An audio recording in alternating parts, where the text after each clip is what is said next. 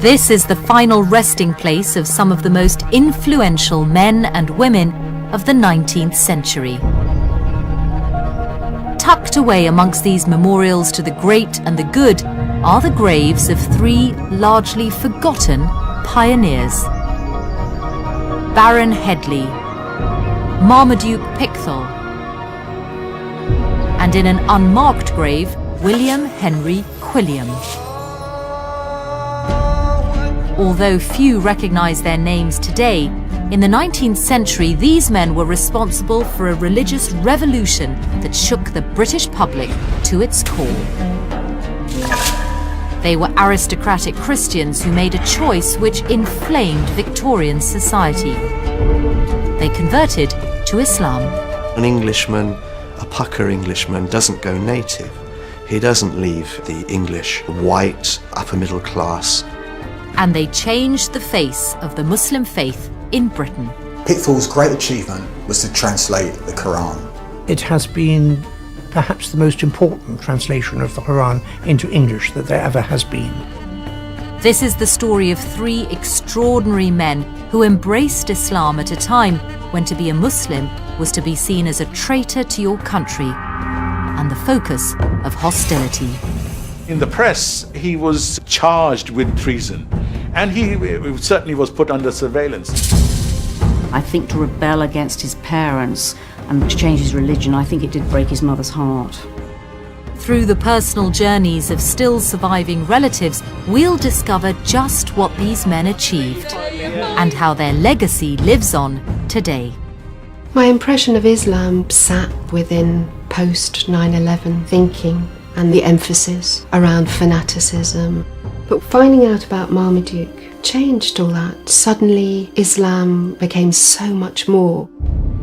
So just what did these Victorian pioneers do to make Islam more acceptable to a society that condemned it?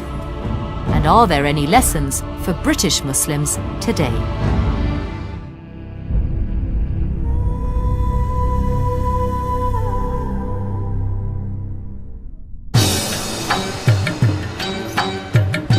Liverpool. Today it's home to nearly 25,000 Muslims. This is the city's largest mosque.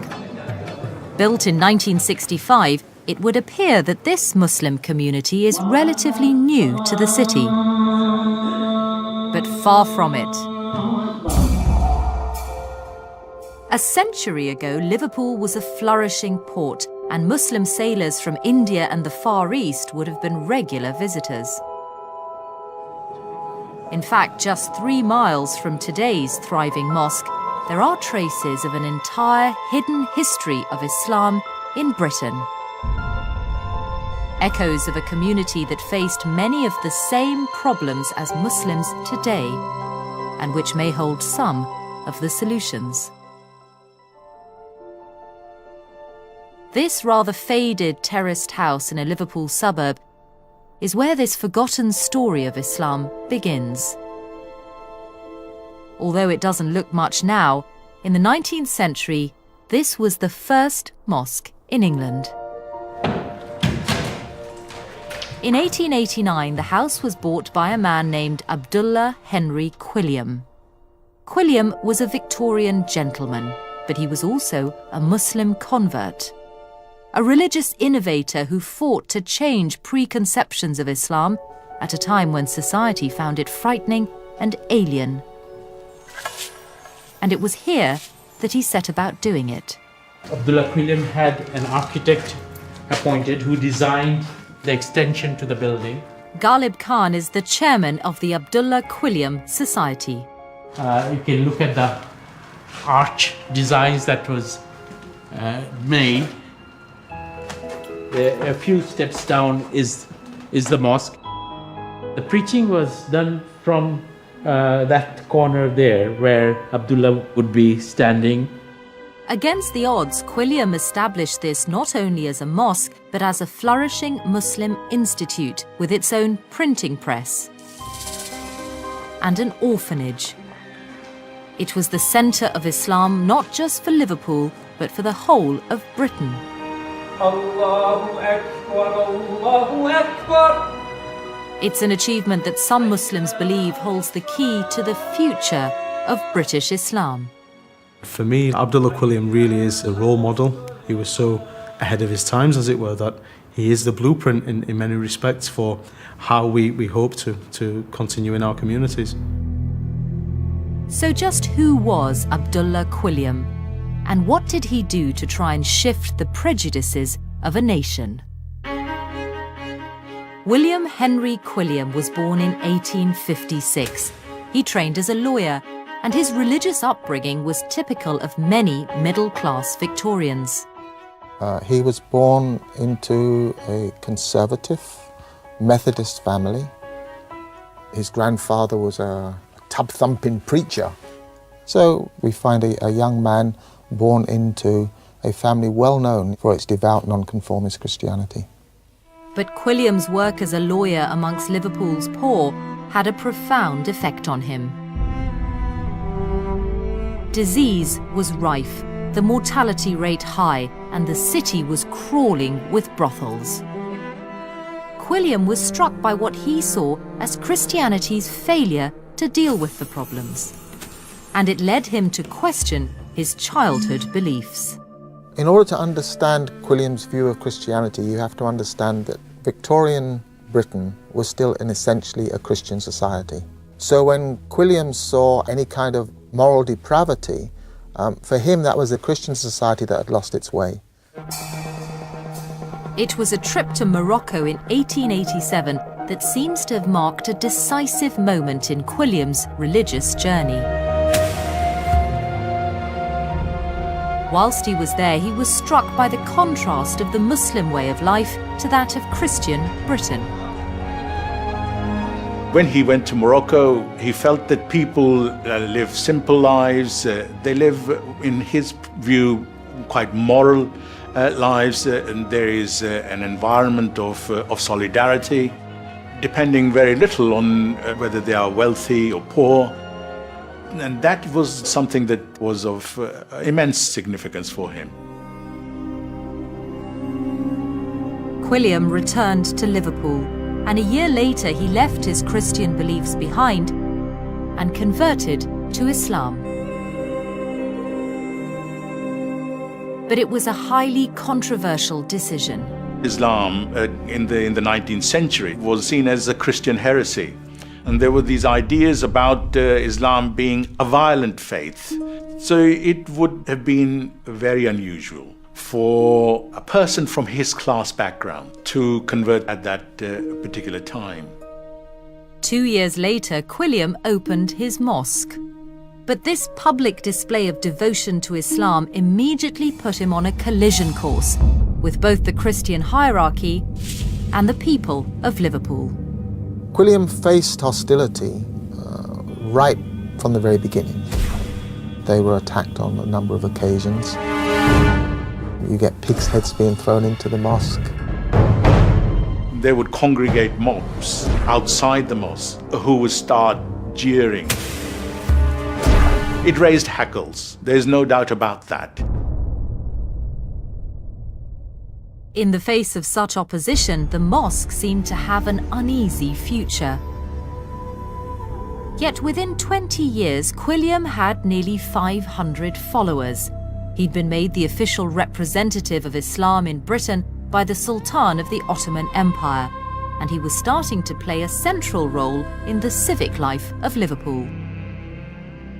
So how exactly did he achieve this extraordinary transformation?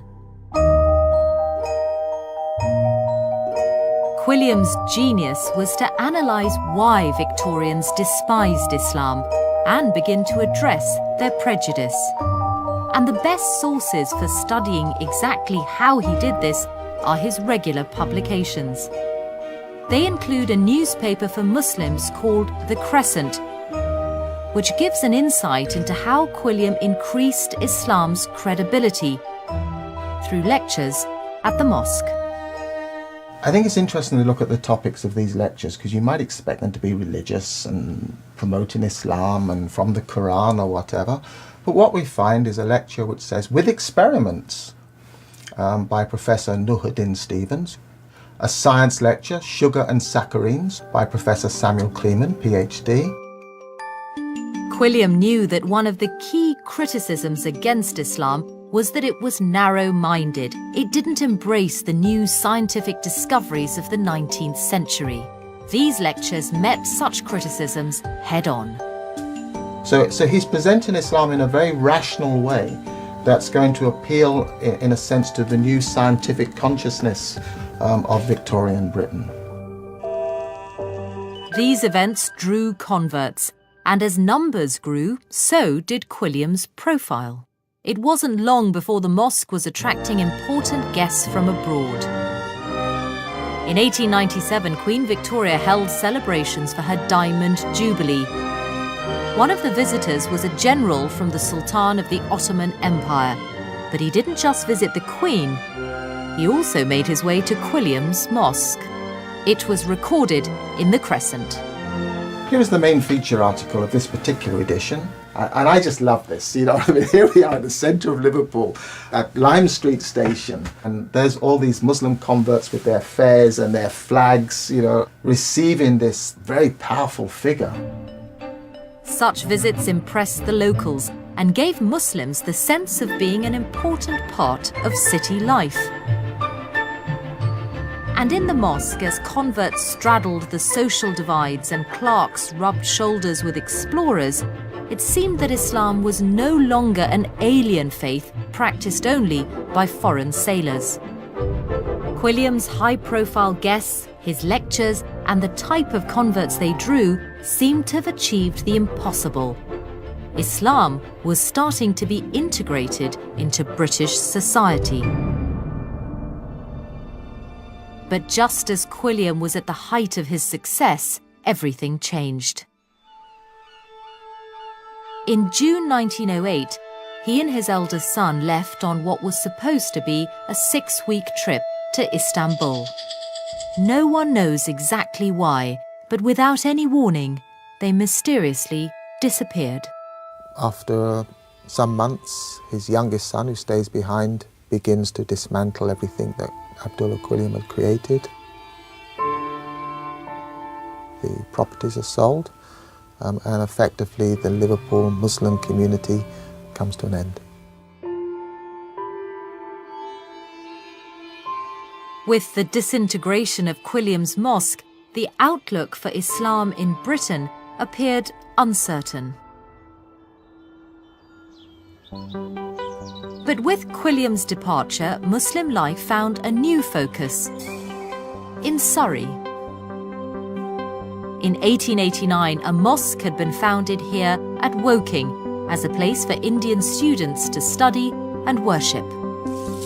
And it soon became the headquarters for 2 new converts whose mission was to continue to challenge British intolerance of Islam. The first was a feather in Islam's cap, one of the highest-ranking members of the British aristocracy. Baron Headley was an Irish peer. He was born in 1855. He pursued a career in civil engineering. He spent a great deal of time in India, and that's where he came into contact with Islam. In 1913, Lord Headley converted and began to attend Woking Mosque. Extraordinary film from the time shows Edwardian ladies alongside Muslims from all walks of life. And it was this unusual combination of genteel English culture mixed with Islamic values that Headley capitalised on to try and dismantle hostile British stereotypes of Islam.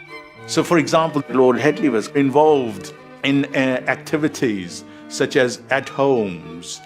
All sorts of people would gather and there have tea and cakes. They mingled knowledge of Islam with cultural activities, and there would be renditions on the sitar, English ladies playing the piano. By introducing Islam in a context familiar to Edwardian high society, Headley made the religion seem less alien, more English. They needed to be creative and innovative in their approach, so that Islam became very much part of this environment. So one could actually feel quite comfortable with Islam if that's what it meant. Headley's work was another step towards breaking down British prejudice against the Muslim faith. But tea parties went only so far. It was the work of yet another Woking convert which has perhaps had the most enduring impact on Islam in Britain. His name was Marmaduke Pickthall, and his greatest achievement was to become the first English-born Muslim to translate the Quran into English. A groundbreaking work that made Islam accessible to non-Muslims. Living on the south coast today is one of Pickthall's surviving relatives. Artist Sarah Pickthall is Marmaduke's great-great-niece. Brought up by devoutly Catholic parents, it wasn't until the death of her father that she first began to learn more about her Muslim ancestor. I knew that Marmaduke Pickthall was a relation. I didn't really know that he was a Muslim convert. But when I started to look more closely, I then suddenly unpacked the most incredible life story and a man who was both a novelist and a pioneer. It's kind of what our complicated lives are like. Sarah was so inspired by Marmaduke's story that she and a group of artists have begun to explore his life and legacy in a project called Loyal Enemy. Through painting, through film, through poetry, we're going to build a kind of kaleidoscope around Pickthall's life, and we hope that through that there'll be certain sort of shafts of light which will connect Pickthall's life with the audience looking at it today. Learning about Pickthall has overturned all that Sarah thought she knew about Islam. My impression of Islam was one that sat within post 9/11 thinking. But finding out about Marmaduke changed all that. Suddenly Islam became so much more than what the media was telling us. So just what was it about Pickthall's life that not only challenges views about Islam today, but did so 100 years ago? He was born in 1875 and brought up in the Church of England. But as a teenager, he visited the Middle East. It was an experience that changed his life. He quickly seemed to gel with the local people. Very quickly he was speaking Arabic, and he speaks about the friendliness of the people. There was a social cohesion there, and it was, he believed, united by this overarching belief in Islam. I mean, he says very significantly, he said, for the first time I was happy. He was happy.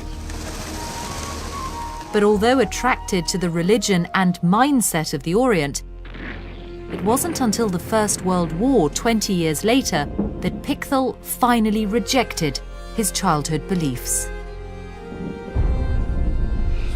Britain declared war not only against Germany, but Turkey as well, the centre of the Ottoman Empire and the Muslim faith. It was a country Pickthall had visited and been impressed by. So he was shocked when he found Islamophobia being used to justify the war by British politicians and clergy. Pickthall went to church and the congregation were singing one of Charles Wesley's hymns that was quite anti-Islam. It referred to the Prophet Muhammad as the impostor and the Arab thief who is disrupting the whole of Asia.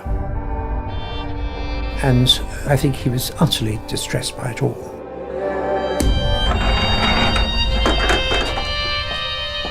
Pickthall left the church before the end of the service and never again considered himself a Christian. In 1914, he converted to Islam. It was a decision that ultimately transformed him from innocent traveller and novelist to an enemy of the state.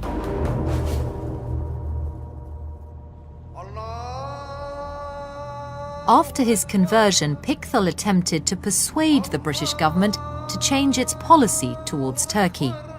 But his actions had devastating personal consequences.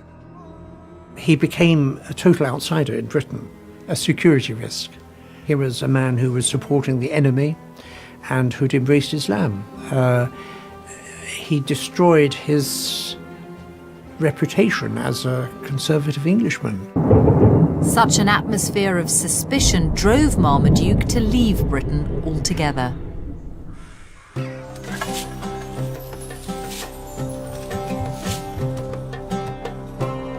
He moved to India, which became his home for the next 2 decades.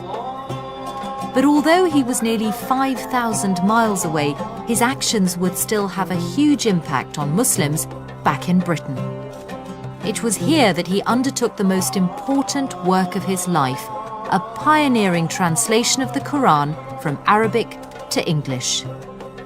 Published in 1930, it was seen as a milestone in the history of translation. This is an early edition of Pickthall's translation of the Quran, and the remarkable thing is that it's the first time a believing Muslim has translated the Quran who was also a native speaker of English. He was also an accomplished writer, and he transfers all these skills to his translation of the Quran. Although there had been previous translations, they were renowned for their anti-Muslim bias. These translations came with notes at the bottom, and these notes reflected prejudices that Muhammad couldn't possibly have had a revelation, that much of the Quran was copied from Jewish and Eastern Christian sources. So when Pickthall's version finally appeared, because the notes that exist in that translation are the notes of a believer, and they take into account the standard authoritative commentaries on the Quran, then you would be drinking from a purer source. By producing a more objective translation in a language understandable to a wider audience, Pickthall was breaking down prejudice. There has always been a suspicion of a holy book in a strange language, so he was making the Quran accessible. And if there has been a kinder and more tolerant appreciation of Islam, it has been through Pickthall's translation. And there was somewhere back in Britain that particularly welcomed it. Woking Mosque, Pickthall's base before he left for India. At a time when it seemed all of Britain was against him, it was the one place he had felt at home.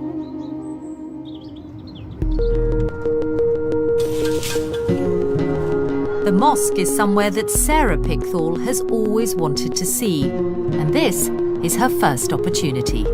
I think Marmaduke would have been pleased for me to visit a place that was so important to him, just to see the impact he had there. I think he'd be really pleased that I was coming. Yep, just in here.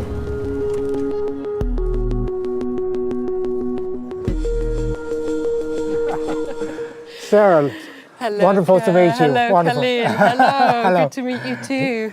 Your great-great-uncle would have been here many times. Khalil Martin, like Pickthall, is a convert and has agreed to show Sarah around. So, here we are. This is the Shah Jahan Mosque, Woking. It's a flourishing mosque at the heart of a vibrant Muslim community, and there must be at least 10,000 Muslims living locally in the vicinity. And when this was built, there wasn't one Muslim, living anywhere near to the mosque. It came to very different from Marmaduke's time, isn't it? It's changed a lot. Yeah. Although Pickthall only spent 3 years here, a century later his influence can still be felt, in a way he could never have imagined. It's interesting. I've just downloaded a Quran application for my iPhone, and the English translation that's offered for the Quran app is Marmaduke Pickthall's. Yeah. That's great. Yeah, so that his feels legacy, contemporary. Yeah, his legacy is living on. Feels completely, contemporary. yeah. That's great to hear. Yeah. Do you feel that being here? And for Sarah, there's one more stop. And this is Professor The library where Pickthall would have worked, and where some of today's members of Woking Mosque are keen to meet Marmaduke Pickthall's great-great-niece, To the name. That's brilliant. and to talk to her about their experience of his Quran. This translation is by your great uncle. So, beginning with verse 18, Mary said, "Lo, I seek refuge in the beneficent one from thee, if thou art God-fearing." Angel Gabriel then replied, "I am only a messenger of thy Lord, that I may bestow on thee a faultless son." So that is from the translation according to your great uncle. Do people find it easy as a translation? Yeah, it's a little bit. Some words are thou, thee. Thou and thee. Yeah, Yes. there Were a lot of these and thous. Otherwise, it's very interesting. Very much so. This was the first translation that I read. Was it? Absolutely, yeah. So personally, it's important to me as well, definitely. Pickthall, like Quilliam and Headley before him, helped to demystify Islam, and his work continues to inform and encourage new generations.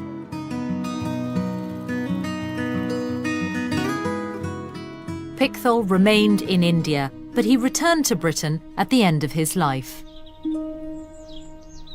In 1936, he was buried just 5 miles from his beloved mosque.